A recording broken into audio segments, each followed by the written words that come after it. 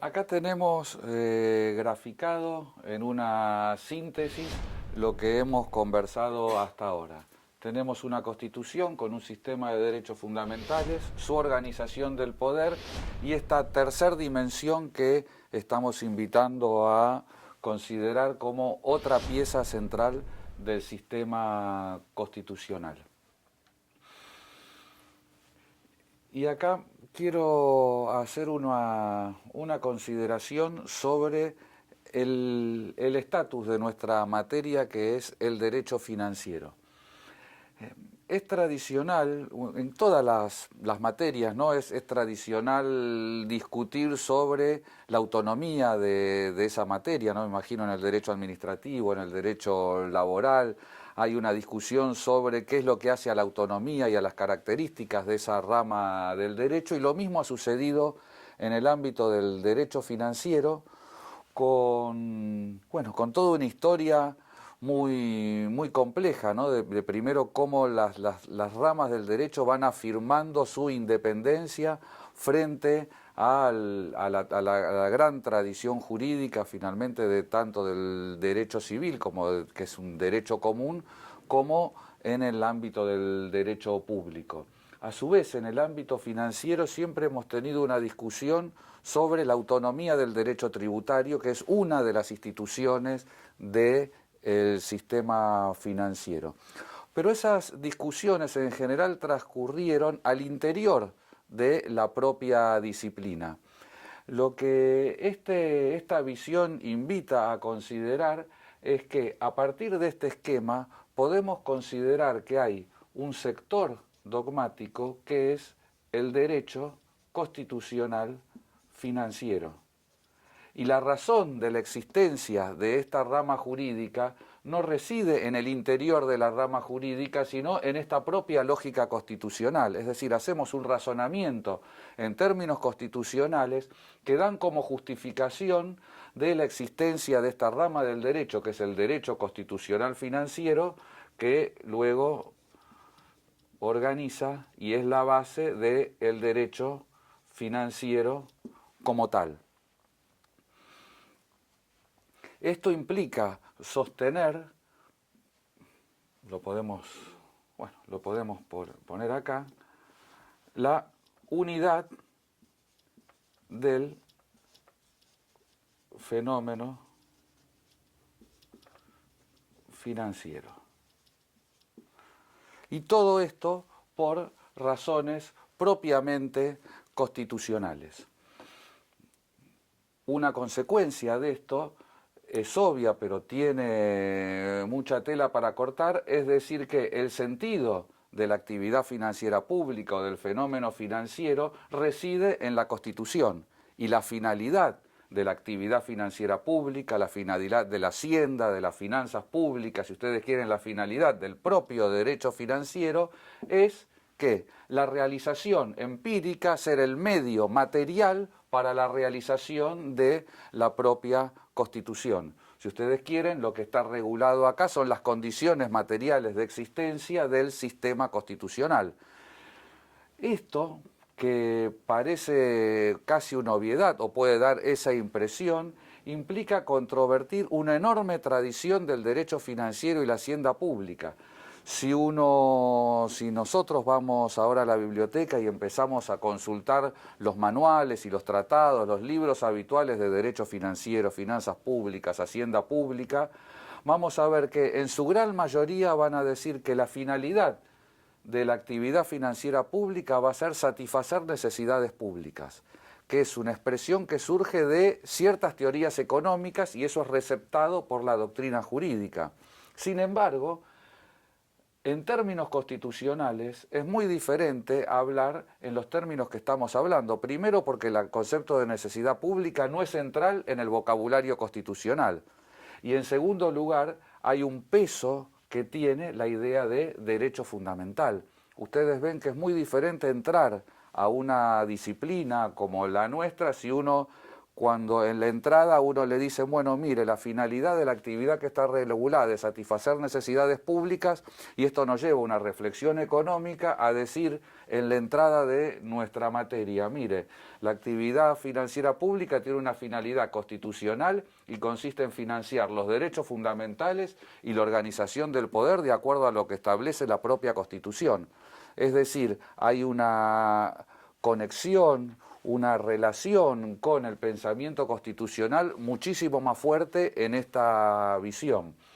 De ahí que, en un sentido, estamos acá presentando un esquema muy polémico con respecto a la tradición financiera, y si ustedes quieren, esto implica un cambio de paradigma para pensar nuestra disciplina. De ahí, volviendo al comienzo de la clase, el carácter estratégico del concepto de constitución financiera.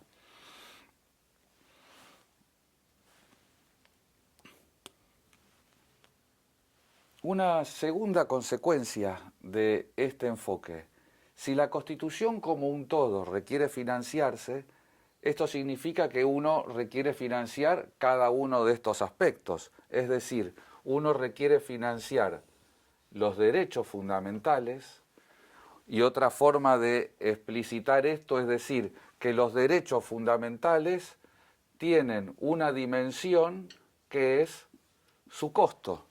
Es decir, además de todas las características estructurales que puede uno encontrar en este sistema de derechos fundamentales y las diferentes formas que tiene la teoría del derecho de entender estos derechos fundamentales, por ejemplo, la teoría de los derechos de Robert Alexy, o en otras formas de comprenderlo, acá lo que estamos incluyendo o resaltando, una de las dimensiones de los derechos, es que los derechos tienen costos. Y como señala, yo diría hoy en día, gran parte de la reflexión jurídica, uno puede decir que todos los derechos fundamentales tienen un costo. En todo caso, las distinciones que vamos a poder tener va a ser cuál es el grado de financiamiento que requiere un derecho. Entonces tal vez puede haber derechos que requieren un financiamiento muy básico, quizá la libertad de cultos o quizá el derecho de huelga, ¿no? Interesante, un derecho civil tradicional y un derecho social típico tienen una misma característica, que puede ser un bajo costo, y luego hay derechos que son muy costosos. Para nombrar un derecho más tradicional, el derecho de acceso a la justicia. Sí, la organización de un poder judicial es algo muy costoso, el debido proceso es muy caro, y lo mismo uno puede decir del sistema de la seguridad social. ¿Qué es lo que estoy diciendo implícitamente en esta consideración? Que el costo de los derechos no tiene que ver con clasificaciones tradicionales en sistemas entre los derechos civiles, políticos, sociales, etcétera, como si los civiles y políticos no tuvieran costos y los sociales sí. En realidad es una característica transversal a todos los derechos, y habría que hacer una clasificación de todos los derechos de acuerdo a los costos que cada uno de estos derechos tienen. Pero acá ven ustedes una conexión fundamental: derechos fundamentales con su dimensión del costo. Y lo mismo sucede con la organización del poder. Acá también los órganos públicos requieren ser financiados. Y de hecho, con el ejemplo que les mencioné anteriormente, uno ve que todos los elementos constitucionales están interconectados, porque si hay un derecho de acceso a la justicia, existe el debido proceso. La justicia también es un elemento de la organización del poder, es decir, es una de las instituciones, el Poder Judicial, de la división de poderes. Y ambos aspectos, la institución, el Poder Judicial y el derecho de acceder a la justicia, están vinculados, obviamente, y ambos están vinculados justamente con su aspecto financiero. La idea central, además, que sostengo en particular y que creo que es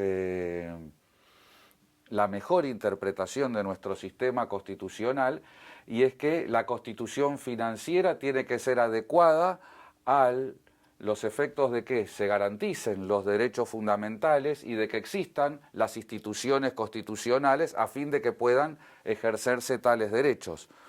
Otro ejemplo muy visible, los derechos políticos. ¿Sí? Los derechos políticos los encontramos acá, el derecho a elegir y ser elegido. Ahora, para elegir y ser elegido, ¿para qué? Para participar en esta organización del poder. Y para poder realizar eso se necesita hacer todo un proceso electoral. Entonces, miren ustedes, hay un costo de todo ese derecho, hay un costo de la institución, pero hay una constitución, un costo muy profundo de lo que significa organizar democráticamente un sistema electoral. Y lo que considero que es racional es decir que esta constitución financiera, este derecho financiero, tiene que ser acorde a el sistema de los derechos humanos y a la organización del poder. Porque finalmente, si esto es un medio para la realización de estos fines, este medio tiene que ser acorde, adecuado, racional, razonable, proporcionado, y acá ustedes ven que estoy mencionando diferentes criterios o elementos o tecnologías jurídicas que hemos desarrollado en la práctica jurídica para pensar los medios constitucionales. Los medios tienen que ser razonables, proporcionados, adecuados a los fines. Esto implica controvertir una idea que tiene también toda su tradición en el pensamiento jurídico, que es aquella que dice que los derechos fundamentales pueden o solo gozarse de acuerdo a las posibilidades financieras que tenga el Estado. Por supuesto, todo esto es un amplísimo debate que nosotros desarrollamos en nuestra materia, pero que no quería dejar de mencionar en este momento de la exposición. Me gustaría hacer algunas reflexiones complementarias respecto de estas ideas muy pero muy básicas que estamos conversando hoy. En primer lugar, ya mencioné que en el sistema de los derechos fundamentales, en el texto o en la arquitectura constitucional actual, hay que considerar el sistema internacional de los derechos humanos. Como ya dijimos, hay un conjunto de tratados internacionales de derechos humanos que están constitucionalizados. Pero eso es cierto, pero es muy pobre decir que lo único que se ha hecho es incorporar estos tratados internacionales, porque lo que ha sucedido en verdad es la apertura de nuestro sistema constitucional a una práctica jurídica internacional. En la medida que todos estos tratados internacionales de derechos humanos tienen órganos de aplicación de diferente tipo, cortes, comisiones, comités, etcétera, que producen un sinnúmero de documentos, y eso ha ido desarrollando toda una doctrina conceptual que le ha dado mucha profundidad y contenido a los textos de estos tratados internacionales. Hay un tratado que me gustaría mencionar en particular, que es el PIDESC, el Pacto Internacional de los Derechos Económicos, Sociales y Culturales.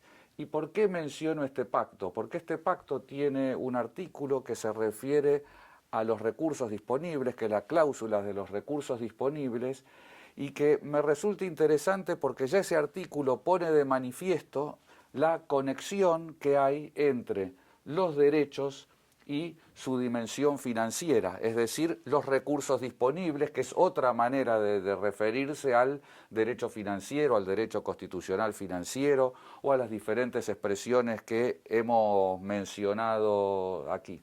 Es decir, hay una conexión conceptual entre derechos fundamentales y constitución financiera, y eso ya estaba puesto de manifiesto en la redacción misma del Pacto Internacional de los Derechos Económicos, Sociales y Culturales,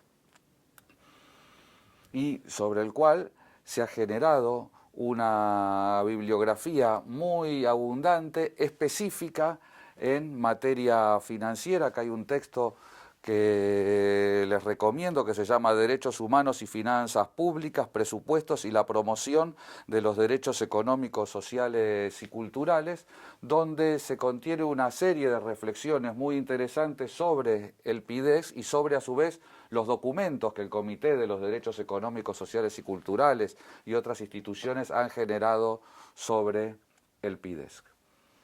Esa es la primera reflexión. La segunda reflexión que quiero destacar es la siguiente. Cuando uno pone de manifiesto la Constitución financiera y su vinculación con el sistema de los derechos fundamentales, empieza a cobrar relieve un aspecto de este sistema de los derechos al cual no siempre se le ha prestado la debida atención, que es la faz de los deberes fundamentales. Si ustedes quieren, hay un camino, que es este, y acá cabe introducir un concepto central de la tradición financiera, que es el deber de contribuir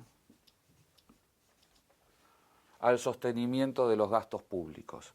En realidad, si yo quisiera expresarme de forma completa para que ustedes tengan una serie de elementos que serían el objeto de todo un curso para reflexionar, lo que estamos introduciendo es el deber de contribuir al sostenimiento de los gastos públicos de acuerdo a la capacidad contributiva. Toda esta visión es un elemento interior al sistema de los derechos fundamentales. Es decir, no podemos pensar los derechos sin el deber, y el deber correlativo que tienen todas las personas de contribuir a los gastos públicos necesarios para financiar esto, y eso debe hacerse de acuerdo a un criterio que también surge de toda esta lógica, que es el concepto de capacidad contributiva.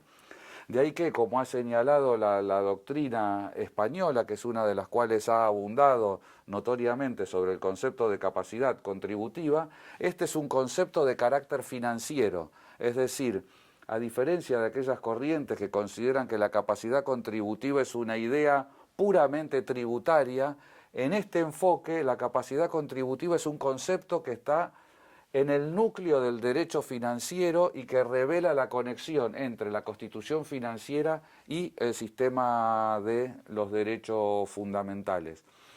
Sobre este aspecto ha trabajado en la Argentina uno de nuestros maestros, que es el profesor José Casás, y recomiendo también un trabajo de un profesor muy importante del derecho constitucional financiero español, que es el profesor Álvaro Rodríguez Bereijo. Él fue miembro del Tribunal Constitucional Español y acaba de editar un libro que se llama La Constitución Fiscal de España. Constitución fiscal que uno podría decir que es otra forma de referirse a esta constitución financiera, y acá él tiene reflexiones muy profundas sobre cómo entender el deber de contribuir.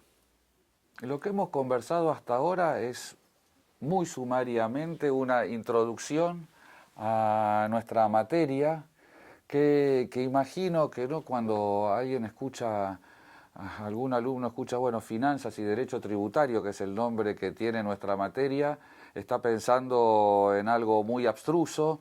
Muchas veces nosotros decimos, bueno, lo nuestro parece ser una materia marginal, ¿no?, frente a las grandes materias que componen la enseñanza del derecho.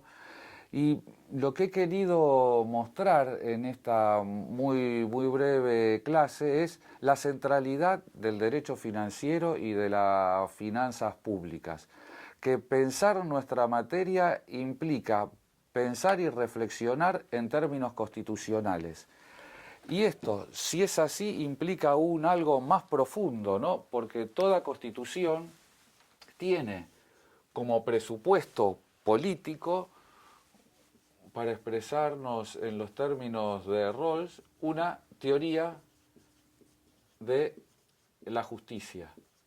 Es decir, para poder leer racionalmente en términos jurídicos una constitución, necesitamos un instrumental conceptual que no está totalmente expresado en la Constitución, y ese aparato conceptual es justamente la teoría de la justicia. Entonces, estamos pensando el derecho financiero en términos constitucionales y más profundamente en términos de una teoría de la justicia.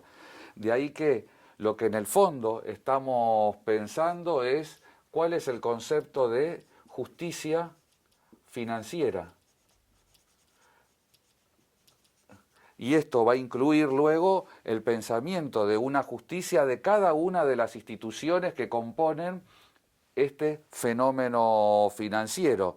Y para que sea gráfico, por más que ya los mencioné, pero acá lo podemos ya incluir en el gráfico, esto se trata de pensar la justicia del fenómeno presupuestario, que a mi entender es la institución central del derecho financiero, pero también implica referirse a cuál es la justicia tributaria, es decir, la justicia en el ámbito de los tributos, pero también la justicia en el ámbito de la deuda pública, que es otro de los recursos centrales con los que cuenta el Estado, o si ustedes quieren, otro de los mecanismos recaudatorios previstos expresamente por el texto constitucional, como nosotros vimos en la lectura del artículo 4, que podemos incluir acá, que lo que regula es la institución del Tesoro.